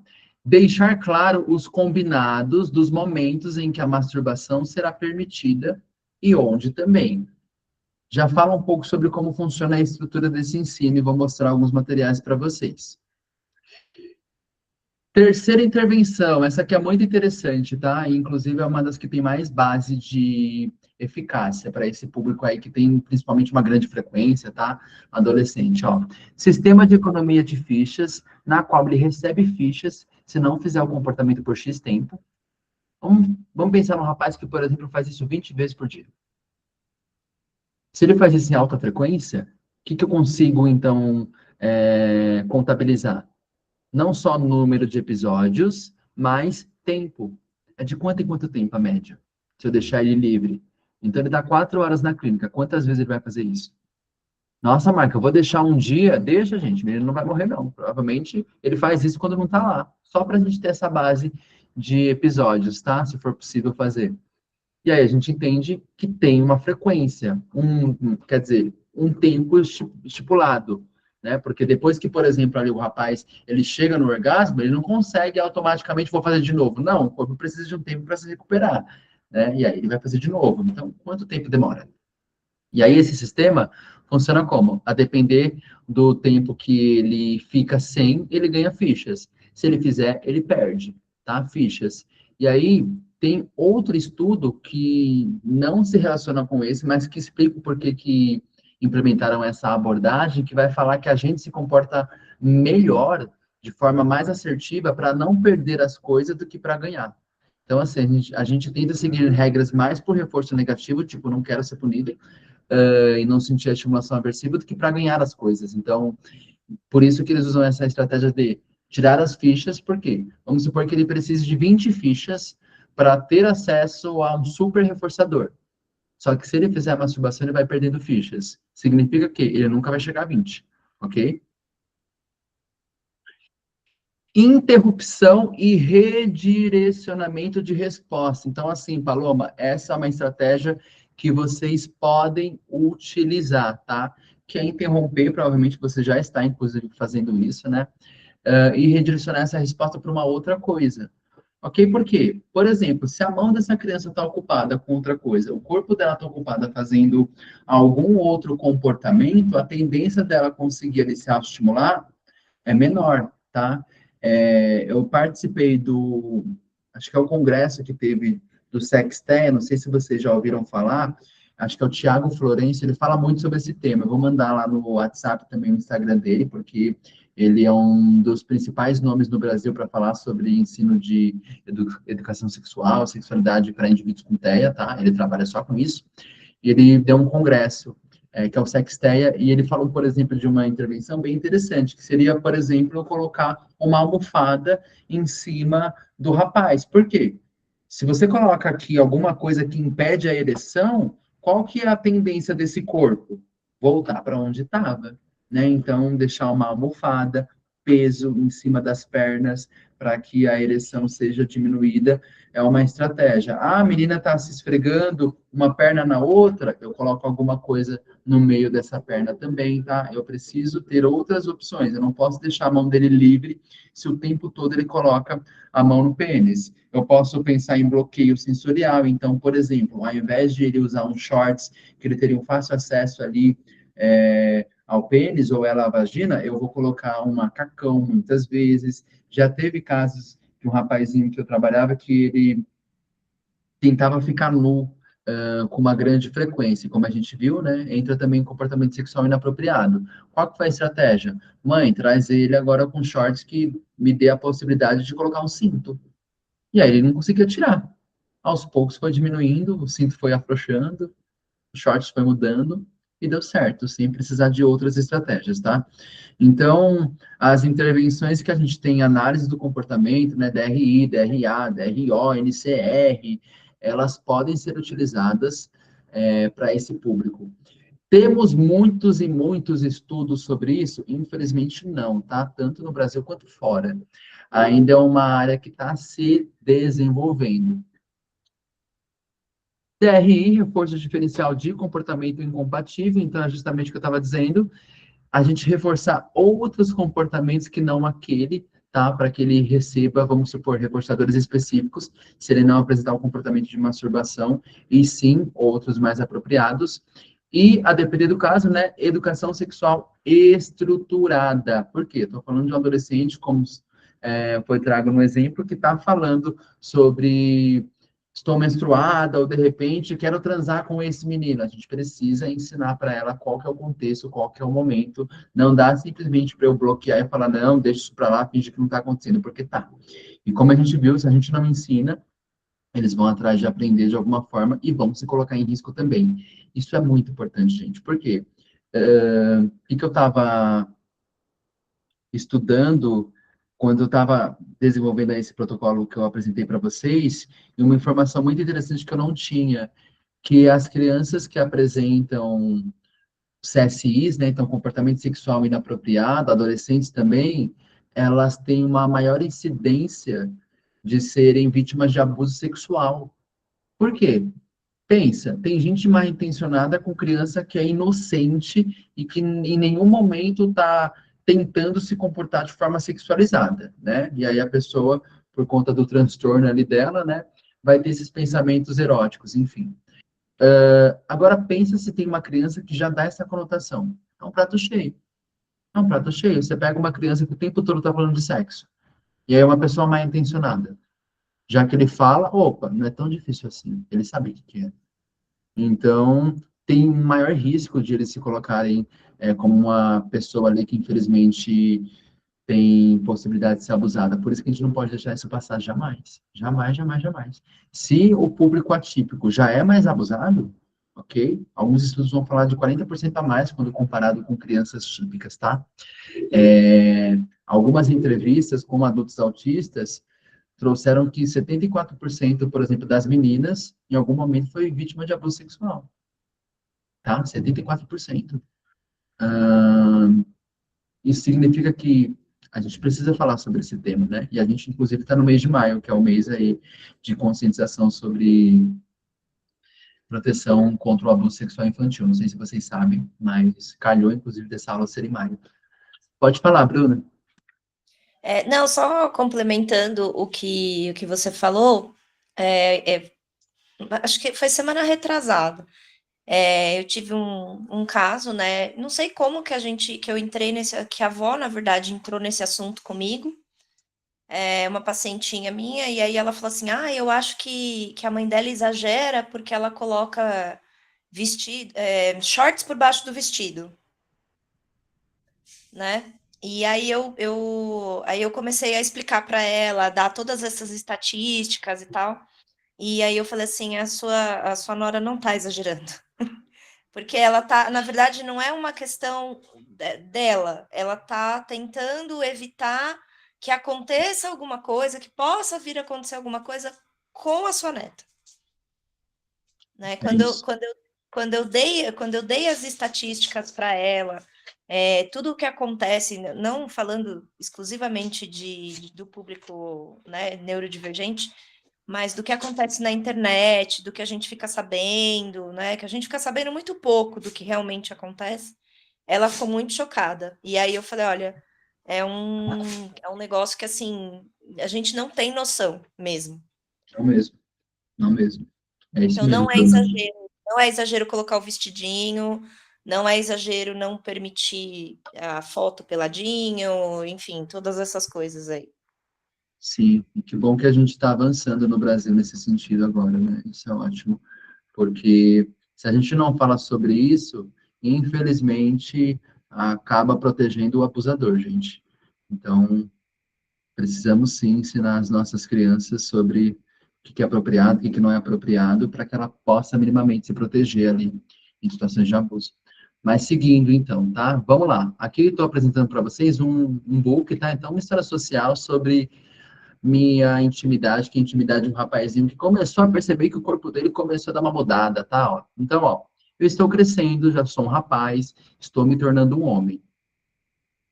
Meu corpo está mudando, ok? Então, vocês estão vendo que teve a mudança na genitália, o menino cresceu, ó, meu pênis ficou maior e começou a nascer pelos, ok? Algumas vezes eu sinto vontade de tocar minhas partes íntimas. Meu pênis é uma parte íntima. Tocar meu pênis faz eu me sentir bem. Então, normalizando isso, como a gente viu, todo mundo faz. Eu não devo tocar meu pênis na frente dos meus amigos e familiares. Então, ó, já está ensinando que é um comportamento privado. Não é legal tocar no pênis na frente de outras pessoas. Eu posso tocar minhas partes íntimas em lugares privados, quando eu estiver sozinho. Aí, aqui discrimina qual que é o lugar privado, tá? Melhor lugar para se ensinar, inclusive, masturbação, de acordo com os estudos, é o quarto, tá, gente? Não é o banheiro. Por quê? Porque o banheiro é público muitas vezes, né? Tipo o banheiro da clínica, o banheiro da rodoviária, e infelizmente na rodoviária tem gente mal intencionada lá dentro também, tá? Então, o quarto seria o melhor lugar. Claro que quarto só tem casa e de repente ele precisa fazer isso em outro local, aí a segunda opção seria o banheiro, tá? Ó, então, meu quarto é um lugar privado e o banheiro da minha casa é um lugar privado. Quando eu sentir vontade de tocar meu pênis, eu vou para o meu quarto. Então, ó, aqui foca bastante justamente nesse local mais privado. Eu preciso fechar a porta. Então, ó, se alguém bater, né, não vai pegar ele lá no ato de forma constrangedora. Se alguém bater na porta, eu posso dizer, estou ocupado. Olha que interessante, já ensina o que falar. Por quê? Talvez essa pessoinha aqui, né, o adolescente, não tenha filtro. Ele vai falar, estou me masturbando. E aí não seria adequado essa fala. No meu quarto, eu posso deitar na minha cama e baixar a cueca. Isso é interessante justamente por quê? Porque tem formas que são menos perigosas também para ele fazer isso, né? Então, aqui ele vai dar um modelo do que seria mais adequado, ó. Meu pênis vai crescer, ele fica duro, isso se chama ereção. Eu vou pegar ele e vou mexer com minha mão para cima e para baixo, ok? Isso se chama masturbação. Eu vou sentir muito prazer em me masturbar. E aqui, de novo, o modelo. Eu vou gostar tanto que vai sair um líquido do meu pênis. Isso se chama ejaculação. Eu vou sentir uma sensação muito boa. Isso se chama orgasmo. Claro que, a depender do cognitivo, a criança não chega até aqui, o adolescente, tá? Vamos lá. O líquido que sai do meu pênis se chama esperma. E tá tudo certo, porque pode ser que, de repente, né, o menino fique desesperado quando isso aconteça. Na hora de me masturbar, eu só tenho que ter cuidado para não me machucar, que eu sei que é uma preocupação também que a gente tem. Meu Deus, mas como ele vai saber até onde ele pode ir, tá? Então, gente, naturalmente, de forma na fisionomia do pênis, tem um freio aqui que controla até onde você pode puxar a glande. Se o adolescente tenta forçar isso, isso dói, isso machuca, isso sangra se ele fizer de forma frequente, tá? Então, a tendência natural é ele começar, por consequência natural, a dosar até onde ele vai, tá? Mas, claro, se de repente ele estiver fazendo ali de forma inadequada, ou com muita força, né, enfim, a ponto de se machucar, essa história social seria um exemplo de auxílio para ele, tá?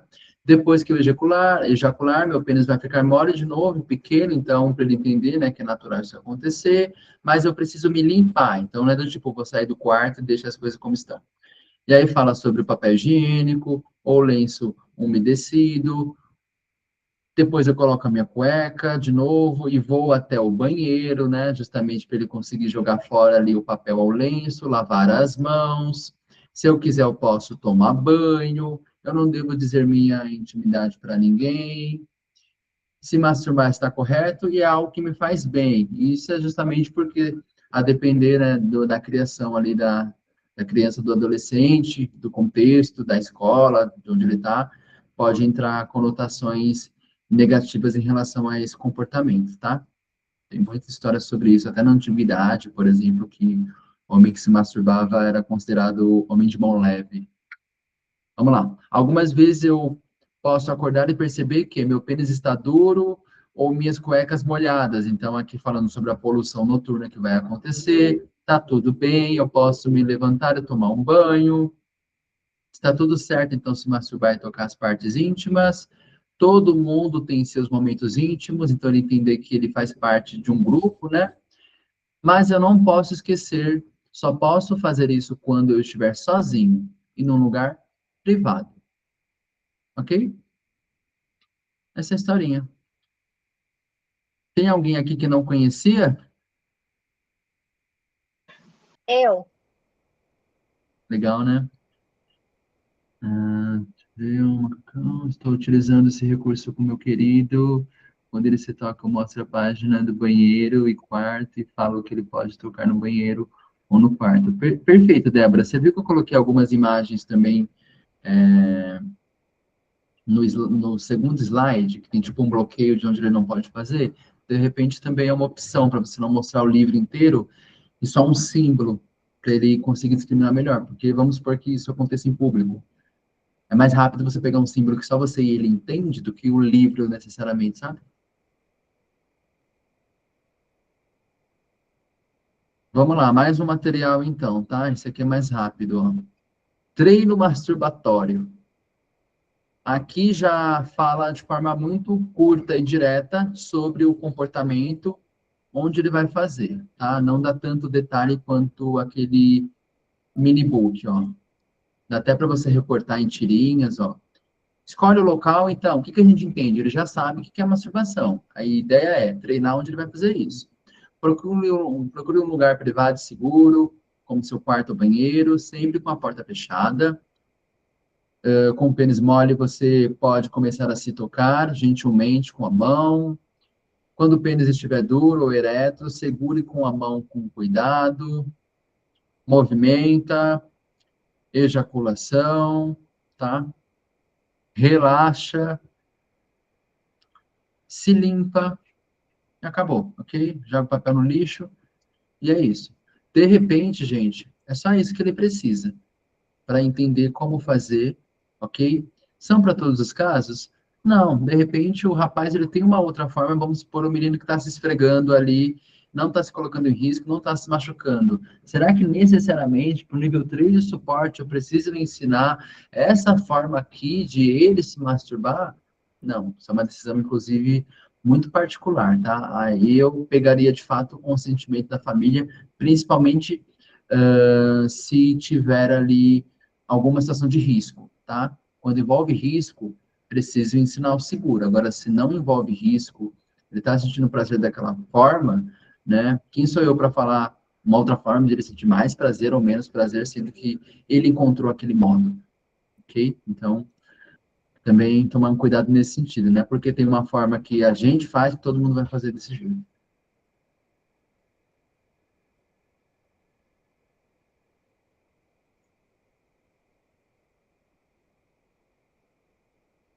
Bora lá, então. A gente já está finalizando, tá, gente? O assunto é extenso.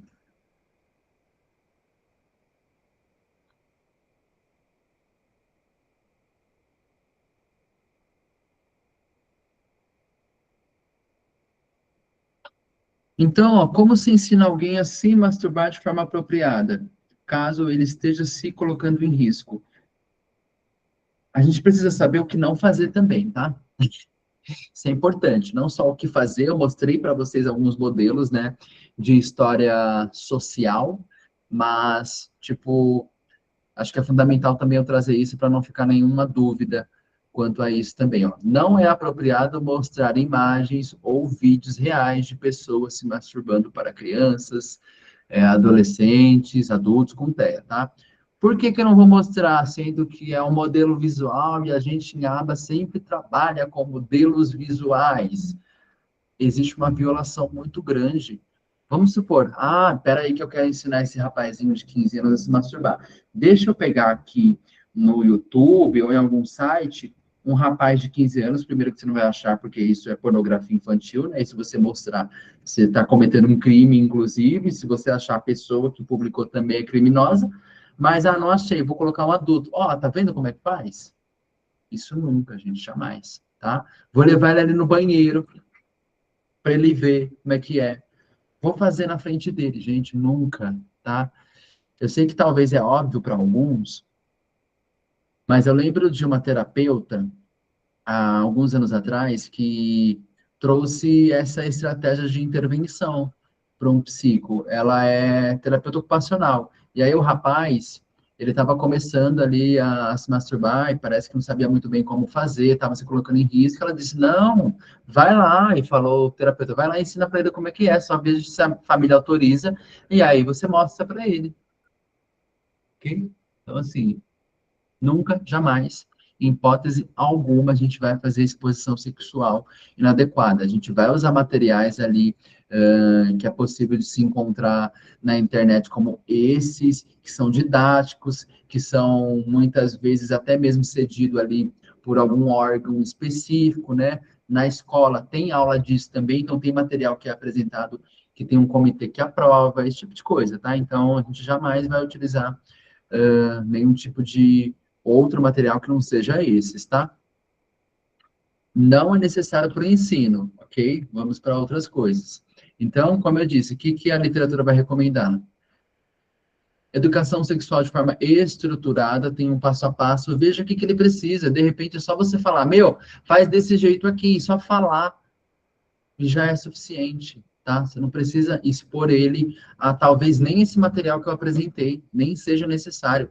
A gente vai sempre do menos para mais, ou seja, da menor dica possível para maior, tá?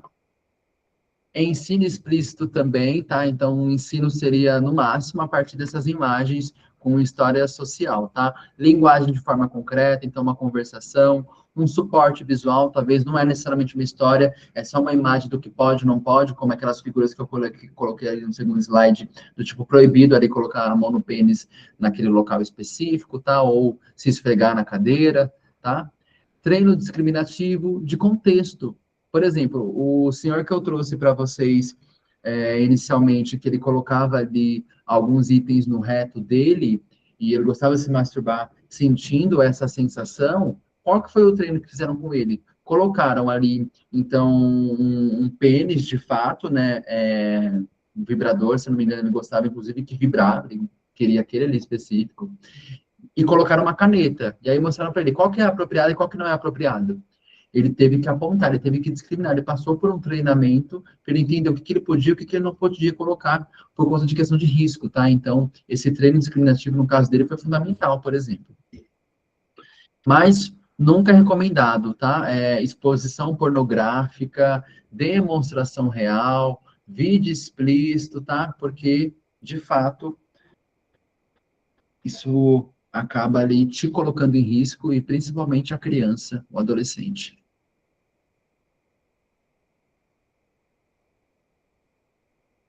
Kennedy, pode falar.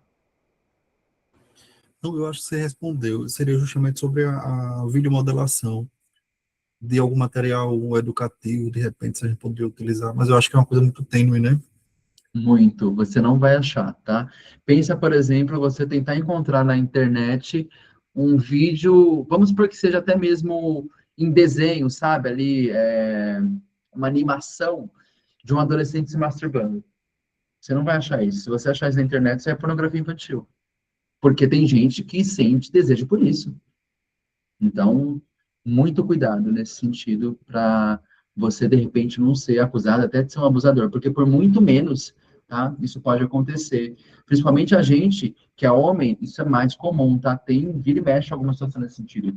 Por exemplo, eu tive uma situação, há alguns anos atrás, de uma criança que eu atendia, e era a época da pandemia. Na pandemia, a gente estava todo paramentado ali, né? Então, tinha luva, tinha a máscara, enfim, todo o EPI. Eu lembro que eu usava luva para atender esse rapaz na clínica. E o que acontece? Era um menininho já funcional, estava ali desenvolvendo a fala, mas ele começou a falar para a mãe dele, tio Marco, Dodói, tio Marco Dodói. E a mãe ficou preocupada. Aí a mãe foi até a minha supervisora, perguntou o que está acontecendo, estou preocupada, eu confio muito no trabalho dele, gosto, mas ele começou a falar isso, então não sei. Será que quando ele vai no banheiro ele é acompanhado? E na época não era acompanhado. Geralmente isso acontece com pouca frequência, por isso que é recomendado sempre que alguma mulher, né, leve ali a criança ao banheiro, na maior parte das vezes. Ou a porta fica aberta, né, enfim, desencostada, caso não seja possível. Enfim, e aí eu falei para ela, olha, não, nunca aconteceu nada, jamais, mas não estava sendo acompanhada. Aí depois daquele dia eu comecei a ser acompanhado também e dei preferência para as meninas levarem ele quando ele queria ir no banheiro, né? Enfim, o que aconteceu depois de 2 semanas? Eu percebi qual era o momento que esse repertório de Marco Dodói, ele estava sendo apresentado. Por quê? Como vocês se lembram, aquela luva de vinil não é apropriada para terapia. Então, a minha luva vira e mexe rasgava, acho que a de vocês também, durante a terapia, né, quem utilizou. E aí teve um momento que ele falou, tio Marco Dodói, e era a luva. Ele achava que a luva era a minha pele, e aí como ele viu a pele rasgada, eu tava com machucado. Foi aí que eu disse aqui, meu, ele aqui. Então não tinha nada a ver, mas pode acontecer, tá? Coisa que eu evito muito, e eu sempre digo isso para os terapeutas caso eu veja alguma situação nesse sentido. Criança que sobe no colo de terapeuta. Eu não deixo, jamais. Então, se uma criança, por exemplo, vier subir, quiser sentar no meu colo, né, crianças pequenininhas, o que que eu faço? Dou uma afastada, ela fica aqui no meio das minhas pernas, mas no chão. Jamais no meu colo. E se eu vejo um rapaz com uma criança no colo, eu peço para tirar na hora, independente se ele tem ali alguma intenção ou não, mas a gente não pode dar esse tipo de viés. Jamais, principalmente agora que a gente viu que é uma das formas de comportamento sexual inapropriado se a criança apresentar isso em alta frequência, tá? Deixa eu ver o que a Juliana colocou. Entendo que muitas vezes comportamentos sexuais podem ser indícios de violência sexual. Sim, muitas vezes. Nem sempre, tá? Mas existe uma relação. Alguns casos de estudos eu vi 74% quando é em números muito elevados, outros 20%, tá? Mas que crianças abusadas, principalmente se for um abuso frequente, tem uma tendência de apresentar comportamento sexual inapropriado? Sim. Gostaria de saber até quando tais comportamentos precisam de intervenção ou são sinais de risco a serem investigados. Assim, Juliana, se você está entendendo que está acontecendo em alta frequência, a família esconde de alguma forma, diz que nada está acontecendo, denuncia. Se você tem qualquer tipo de suspeita, denuncia. Você não faz a denúncia se você tiver certeza, não é isso. Porque quem vai investigar não é você. Então você tem que denunciar, tá? Exemplo, paciente que ficou nu quando sozinho, com sexo oposto em alguns ambientes. Simula relações sexuais com bonecos e etc. Aplique essa avaliação, tá? Minha recomendação. Veja com a família qual que é a frequência. Veja se isso acontece também em outros ambientes, ok? Porque, de repente, a família nem está sabendo. Se a família está sabendo, não foi feita investigação, pergunta para a família sobre com quem que ele convive, tá? Mas se você tem dúvida, denuncia, porque o órgão competente, né, ai meu Deus, esqueci o nome, o Conselho Tutelar, geralmente, a polícia muitas vezes entra, tá, nesses casos, é quem vai intervir, de fato, nessa situação, tá? São esses órgãos competentes. Mas tem casos que tem outro viés. Por exemplo, teve uma menina lá da clínica que eu trabalhava, isso ano retrasado, se não me engano, que do nada, assim, a Polícia Federal bateu lá na porta da clínica. E aí eu tava lá, e aí a polícia queria falar com o responsável da clínica, né? E aí pensa, todo mundo tenso, como assim a polícia tá na clínica? Aí, ok, eu fiz cara de profissional e recebi a polícia dentro da minha sala. E aí o que ele disse? Seguinte, falou o nome da criança, ela é uma criança que o pai está acusando de ser abusada sexualmente. Só que o pai estava tentando ter a guarda da filha e tinha conflito com a mãe. Pelo que a gente entendeu da história, foi uma manobra para o pai conseguir na justiça uma facilidade no processo de conseguir a guarda da menina. E aí o pai estava acusando o avô, né, o pai da mãe, de acusar sexualmente da menina. E aí a polícia foi lá para saber se a gente sabia de alguma coisa, para a gente monitorar também e acompanhar. E se a gente tinha visto algo nesse sentido. Então, geralmente, quando isso acontece, tem um órgão competente que vai lidar com isso, que não é a gente, tá? Existe muita resistência da família em aceitar as intervenções de CSI. Vitória, não. Sabe por que não? Porque a família tem um constrangimento muito grande quando isso acontece, entendeu? É um problema social para essa família. Quando, de repente, a família vê um desconforto nesse sentido, tá? É quando tem questões principalmente religiosas. Então, vamos supor que eu tenho um adolescente que ele tá ali se tocando, se masturbando muitas vezes de forma inadequada, eu vou falar para a família, olha, seria interessante ele aprender como fazer isso. Aí, se tem uma questão religiosa ou até valores da família, pode ser que você encontre uma resistência, sim, tá? Para esse público. Em outras situações, não. Ô, Marco, Oi? Você falou bastante dicas, assim, que eu achei muito interessante com relação à postura dos terapeutas, mas, assim, isso é uma postura minha e eu queria saber a sua opinião com relação a isso. Eu não troco fralda de criança dentro do consultório. Se eu percebo que a criança tá com xixi, com cocô, eu chamo os pais, não tem problema para mim, tipo, interromper a sessão e depois seguir. Mas eu chamo os pais ou o responsável, enfim, ou entrego a criança e falo, ó, tá com a fralda suja. Assim, geralmente tem câmeras, né, nas salas, mas mesmo assim eu prefiro não fazer esse tipo de atividade, digamos assim.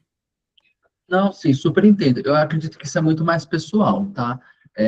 Ou dependendo do modelo da própria clínica. Porque, por exemplo, essa criança provavelmente ela vai para a creche ou para a escola. Quem que troca ela? A mãe não tá ali. Entende? Então, assim, não significa que sempre a mãe está trocando, tá? Essa criança, enfim, porque é a dinâmica de como as coisas acontecem no senso comum, tá? Mas se de repente for uma questão tanto para você, é possível pela clínica, de repente tem até uma profissional, né? Algumas clínicas colocam para fazer a troca, a limpeza, né? Por conta de alguns casos que são até mesmo específicos que precisa de alguém, aí perfeito, tá? Aí tudo bem. E o melhor dos lugares para trocar é o banheiro, não a sala. A não ser que só tenha essa opção e seja melhor, mas o banheiro é o melhor porque você já começa a ensinar desfraude, que, né, troca em banheiro. Enfim. Ah, entendi. É, boa. É. Não, é assim, é mais, por isso que eu falei, é mais uma postura minha. Eu não tenho essa. Eu não me sinto confortável porque, ainda que eu sou mulher, né? Mas. Vamos lá, gente, para fechar. Quanto à pornografia, também está surgindo muito essa demanda, né, de adolescentes que têm acesso à pornografia. Talvez a família não sabe por onde começou e hoje ele só faz isso o tempo todo. A família não sabe mais o que fazer, aí entra a masturbação e começa os assuntos inadequados também, tá? O que que a gente vai ter de intervenção nesse sentido, gente? Melhor dos mundos. Tem muitos aplicativos que bloqueiam conteúdo pornográfico. Estou mandando aqui para vocês, né, mostrando, na verdade, alguns aplicativos, né, e a imagem, a logo da empresa, que trabalham com isso. Mas eu vou enviar lá no grupo também, tá? Essas opções. Tem como você colocar aplicativo, não só aplicativos, mas até no próprio celular. Ah, não tem espaço para aplicativo, mas tem celular que tem um sistema, se não me engano, chama CSI, para você bloquear também qualquer tipo de conteúdo inadequado, tá? Então, é o bloqueio, porque se ele tem acesso à pornografia, se ele tem internet, você tira ou o acesso à internet, ele vai ver a pornografia como, tá? Não deixar o adolescente também mexer no celular sem supervisão, reporte de comportamento incompatível através de combinados. Então, olha, se você não se masturbar, não vê, a gente vai para determinado lugar, tá? Por último, não tem como a gente competir com comportamentos sexuais, tá? Então, vamos substituir o sexo por outra coisa. Gente, nada compete com isso, é fisiológico para todo mundo, é tipo necessidade primária, sabe? Quem é da psico e teve lá a pirâmide de Maslow, tá tipo na base, ok? Função de sobrevivência do organismo, tipo comer, sexo, a gente precisa disso. Então, não tem nada que compete, tá? Não pensa que ela está se esfregando ali na cadeira, então vou dar uma outra forma dela se esfregar. Não, você vai precisar pensar em outras estratégias. Se aquela é inadequada, não é esperada para ela, tá surgindo risco, eu preciso extinguir essa resposta e ensinar outra forma dela se autorregular. Que seja segurando uma bolinha, que seja dando uma volta, que seja correndo, que seja sentada, que seja respirando, que seja ouvindo uma música. Nossa, mas não tem nada a ver com comportamento, é totalmente compatível. É, ninguém disse que precisa ser igual, tá? E não tem que ser, porque o que vai competir com sexo, gente? Me fala aí. Ah, ok? E o sistema de economia de fichas também, como eu mostrei para vocês, tanto ganhando e perdendo fichas, a depender do número de episódios que ele apresente, com combinados ali muito bem estabelecidos. Ok, gente? Ficou alguma dúvida desse aulão aí?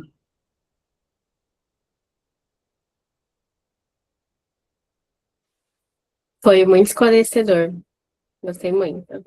Que bom que você gostou, Mônica. É um prazer revê-la, querida.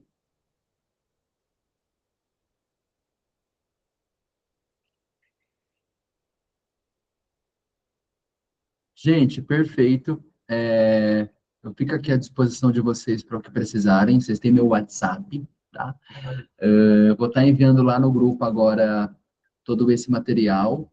Como eu disse, está gravado.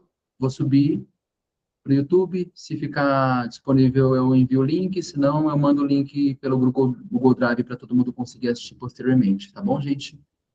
É isso então e ótima noite.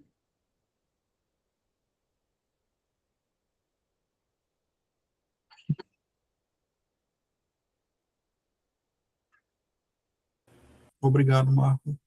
De nada, Kennedy. Eita, tem como você colocar na página inicial desse material só para fazer uma foto?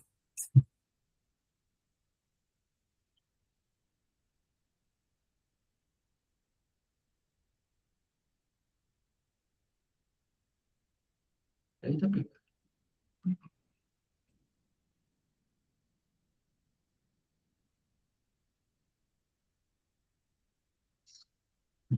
Show, obrigado. de nada.